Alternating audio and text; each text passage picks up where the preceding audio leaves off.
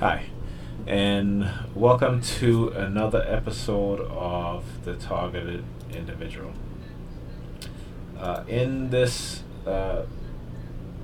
recording, you have to excuse me as I may, um, you might see my face kind of like in wrenching. That's because I'm in a lot of pain. Yesterday, I was under heavy remote neuro monitoring, and so I'm experiencing headaches because of that, and excuse me. It's very painful. It's very painful. So yesterday, as I went to pick up my kids from school, I was heading towards my son elementary school. And as I'm walking down the block, I saw a police van that was on the next block. And, it was double parked. And so as I got closer to the intersection and I crossed the street, the police van pulled off. Now, as I continued down Bedford Avenue, going towards church, I saw a police cruiser with the lights flashing, no sirens at all, driving slow, and it made the right. It was driving on Church towards Bedford, and it made the right down Bedford. So I'm like, okay, you know. So as I was crossing the street, there were some police officers as well as some school safety officers standing on the sidewalk. And as I crossed over to the other side of the street, this gentleman who was just standing there by the bus stop, he sees me, and all of a sudden decided that he was going to walk towards me to where we would meet, kind of like bump into each other. And this police officer, he's there staring at me, and I'm like, okay, I know what's going on here. So I kind of slowed down, let the guy pass, and I looked at the police officer and I gave him the middle finger because I'm like, fuck you. I know what you guys are doing. You guys are trying to cause a reaction, trying to make me angry, okay? Because you want to see my state of mind, okay? Because the simple fact is that they had gotten my psychiatrist to blatantly disrespect me and target me with their hand signals. And so I no longer will be going to my therapist. And so they want to see, right? Because I guess they feel, well, since I'm not on medication and I'm not being medicated, if my mindset would, be aggressive, so they can have reason to, I guess, continue to harass, surveil, and torture me. Okay? So anyway, I walked past the police officer and went to my son's school, picked him up, and on the way back, the very same police cruiser, as I was walking up Bedford, came around the corner from church again. Right, at the exact same moment that I made the left onto Bedford walking towards church. And at this point, I'm like, okay, this is harassment because I can see the pattern, right? There's a pattern forming now. So anyway, went to my daughter's school, picked her up, and we're walking down church. And next to her school, she goes to a Catholic school. She's in pre-K for all, St. Gregory's the Great on Church Avenue. So as we're walking on the block that the church is at, because the church takes up, an entire block. So there is a little street. Not well, it's a street, but it's like it's 2 blocks down. So I call it a little street, all right, or short street. Uh, Here comes the police van. So at this point, I'm like, okay, yeah, this is harassment right now because I can see the pattern, okay, because remember, as I said, conditioning begins with repetitiveness, all right, and so is harassment, okay, repetitiveness, and that's the one of the tactics of psychological harassment, especially by the police, being in this coercive persuasion program. So, you know, we went home, and I got in the house with the kids. And immediately after I got in the house, they started with the sirens, with the ambulances and stuff like that. And so, I'm like, okay. And so then I began to notice that my son and my daughter were behaving oddly, using them to send me subliminal messages. So at this point, I knew that we were being microwaved, right? It's mind control, right? And using microwave, what they call directed energy weapons.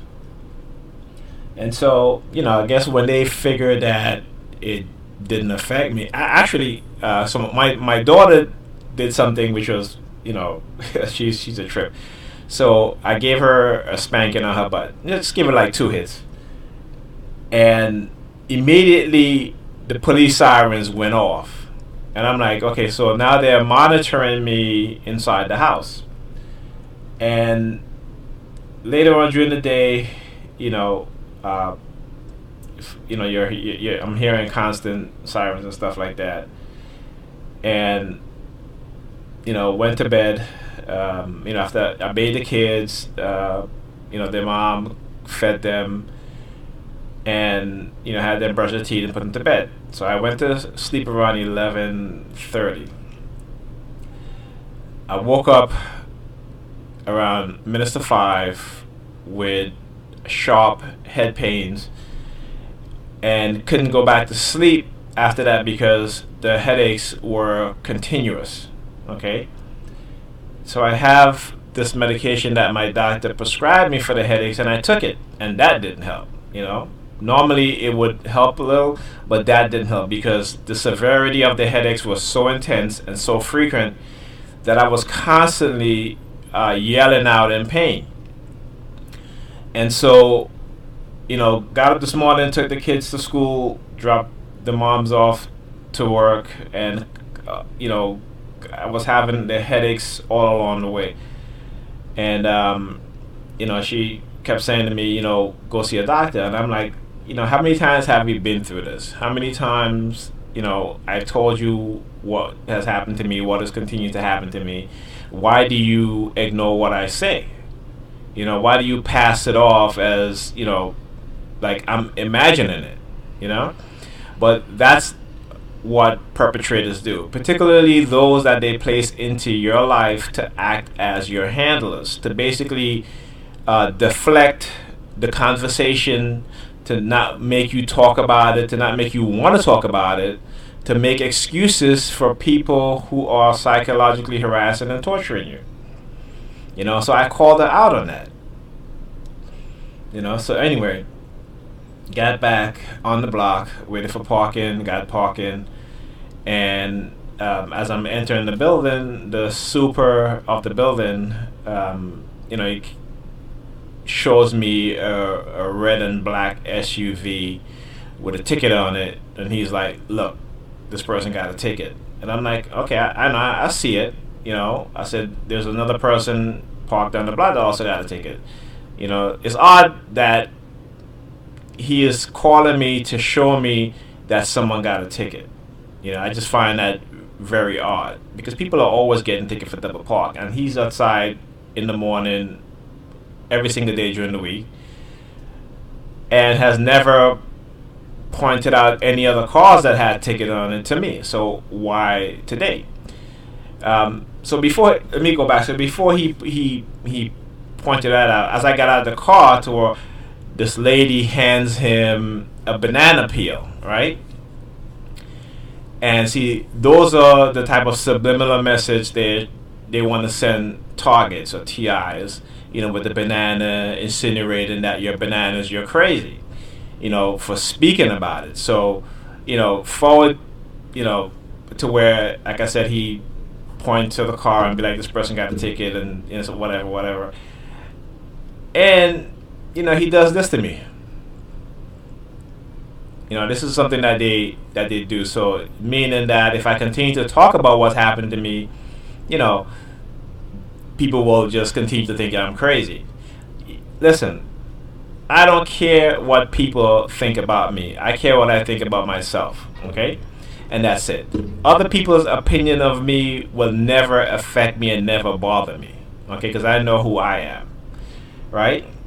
So, again, one of the things when it comes to coercive persuasion program is that they want to silence the victims of coercive persuasion programs. They don't want to be exposed, so they will do whatever they can to try to silence the victim.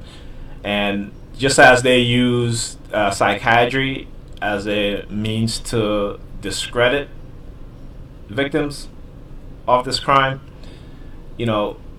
they use other means. Like for me, the constant threat of them doing this to my children, and obviously it's not working because I'm still doing my show, I'm still doing my video, and I'll continue to do that. And as my kids get older, they'll know the truth. So when they come across people who engage in these type of psychological programs, they'll be aware of it. All right. And so, so I got upstairs, and I guess they knew I was going to do my show because I had the computer on, and since I'm being monitored into my home, there's actually 2 computers here. So since they're being monitored, they know that I'm going to do a show because, as you can see, there's a mic in front of me. So if I sit down on this computer and I pull the mic out, they see me plugging in the cable into the mic. Then they started with the sirens, with the police sirens. And so, which brings me to, psychologicalharassment.com, which is a very good website that pretty much explains, the psychological aspect of this program. Remember, one part of the program is experimentation with directed energy weapons and illegal microchipping for the purpose of remote neural monitoring. And the other part is the psychological part, which is meant to discredit, right, the victims, okay? So, as I said, it brings me to this website, and it talks about psychological warfare, powerful organizations, and secret. And it says, when powerful organizations are willing to kill you and other people to preserve its secret and prevent exposure, you need to share that secret with the world. It reduces the value of targeting you, or the value of your death. Many organizations, including psychiatry, claim that psychological warfare does not exist, and some powerful organizations are willing to kill in order to preserve this knowledge. And this included the NYPD, those in the government, and state agencies. Sort of, kind of like, because when you look at those involved in non-consensual illegal human experiment on the government and state level, it's the CIA, Department of Defense. On the state level is the Department of Health and Human Services, and the use of the local and state police as a means of setting up, targeting, surveilling the victims of these crimes. Okay? So, this knowledge has been used to drive people to homelessness, suicide, and to cause death through high levels of stress and sleep deprivation. And recently, within the past week, I have not been getting very much sleep. They've been waking me up, in the middle of the night, and where it's very hard for me to go back to sleep. Okay. And so they continue on with this psychological torture, and which has now, because of the remote neuro monitoring, is giving me very painful headaches. And so I just wanted to put that out there because people need to know what's going on. Okay, when you look at what happened in Cuba with the attacks on the American diplomats and the damage that it has done to them, it is the same thing that has been happening to TIs for decades. Okay, the sirens again. I hope it shows up on the recording. So it has been done to TI for decades. Okay, so this is not new. And pay close attention to the story about the Cuban diplomats, okay, the American diplomats in Cuba, because they will try to bury the story, right? Because they don't want the public to know that these types of weapons exist. These are weapons is used for control, for manipulation, to steal secrets, to blackmail people who they want to discredit from exposing the truth. Okay? So they're not going to shut me up. And as you can hear again, when I was talking, the siren, right? And it's a very distinct short siren that they do. Okay? And that is a trigger that they use on me. Okay?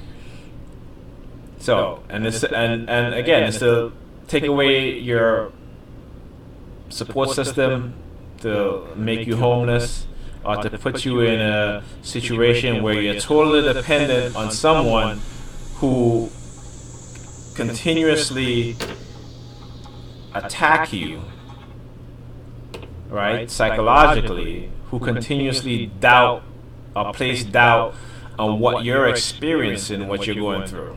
Okay, so let's move on. Psychological warfare pattern, homelessness. Psychological warfare, psychiatry, and credibility, homelessness. Victims are subjected to psychological warfare, discredited by psychiatry, lose their means of subsistence, and become homeless. Victims may also be coerced into prostitution, crime, or organized crime for survival. And this is something that happens to a lot of TIs because, again, when they take away your career, they isolate you from friends and families, from people who would support you, right?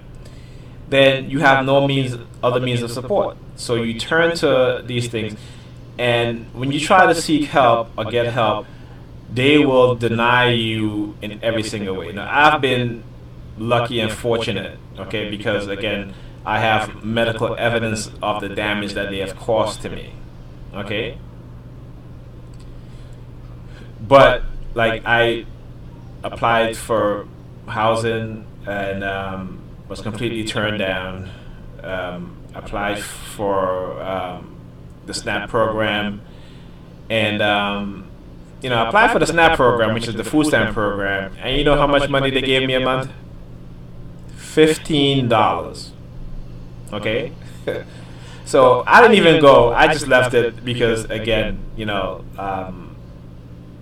this is their doing, and they have people in all sector of society, all work groups, industries, who participate, and because they're part of the cult, and they have a cult mentality. And if you're a suppressive person or a TI, they are attacking you every single day, from surveilling you, harassing you, and then yesterday too, they started with the internet.